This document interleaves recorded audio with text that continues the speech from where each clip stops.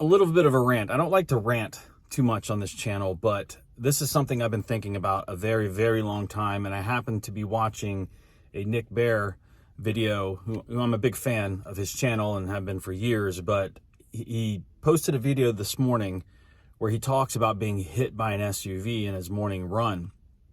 And something that drives me absolutely bonkers to the point of extreme anger. I've been running a long time. I've been running on the roads for a very long time. And I can tell you, just from my bit of observation between running and in a car, that probably 60% of people are driving around on their phones, just like staring at the phones. And I'm not talking like back in the day when cell phones were coming out and people were like just checking text occasionally, looking down, which is stupid. But still, it's not full-on social media browsing. I see people driving around with their phones in the front of their face, in front of their steering wheel, not checking text, not quick down. They're browsing social media. They're full-on browsing. I've almost been hit probably in the last couple of years a dozen times at intersections, at stop signs, because I'm watching the individual's eyes. And I do this all the time. And I stand there and give them like, what the hell? Like, I don't understand it. Like, are you that self-important? Can you not wait? Are you that addicted to your phone that you can't drive from point A to point B without browsing Instagram or TikTok or any of the rest of the nonsense that everyone's got to look at every 5 seconds? You're putting your life at risk. You're putting other people's life at risk. You know, I honk people go driving down the road. I mean, they're just full on driving down a major highway at 75 miles an hour, again, with their phone in front of their face.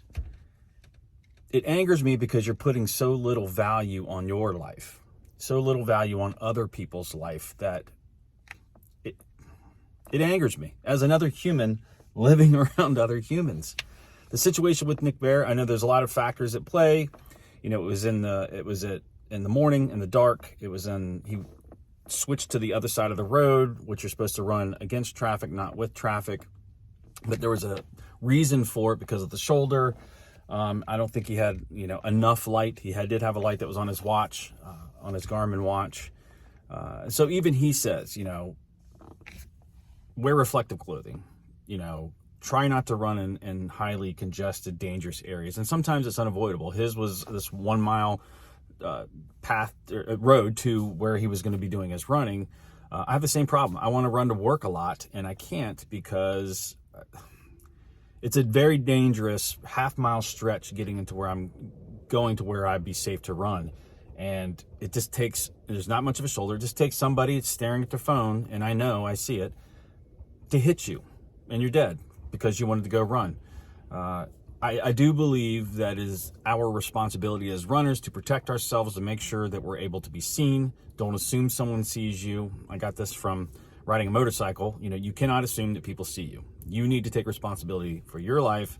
Watch people's eyes when you come into intersections. That's where I've been almost hit the most, is coming into like a stop sign and people are rolling through the stop sign and I'm walking or running through, but I'm watching them because I can see from 20 feet away that they're on their phone not paying attention, or they're stopped at a stop sign and they just hit the gas pedal while looking at their phone. Happens all the time. It's our responsibility to protect ourselves. Again, be vigilant about looking at people's eyes when they're driving. Running on the roads, and that's a different story. I try to stay on sidewalks. I don't like running on the shoulders of roads because I see people swerve off all the time. Distracted driving is at an all-time high, and I'm just not going to risk my life running on shoulders. So most of the time, if I'm doing road running, I'm running on sidewalks, and I know that's, not everyone has that luxury. People who run in cities have to struggle with, running and crossing streets and stuff like that. So I just want to jump on here and rant and see if you all have had the same experience as runners, that, again, people are on their phones constantly.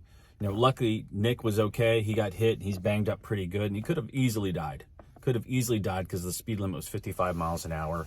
I definitely wouldn't run on the shoulder of a road that has a speed limit of that high. I mean, I will have to on roads that are like residential that don't have it, just because I feel like you have a little bit more of a chance. And again, I don't just assume people see me, but be vigilant about what you're doing. Don't assume people see you. If you're on the edge of a road, and I have to do this in an access road that I'm trying to run to work, I'll walk to the edge of the road.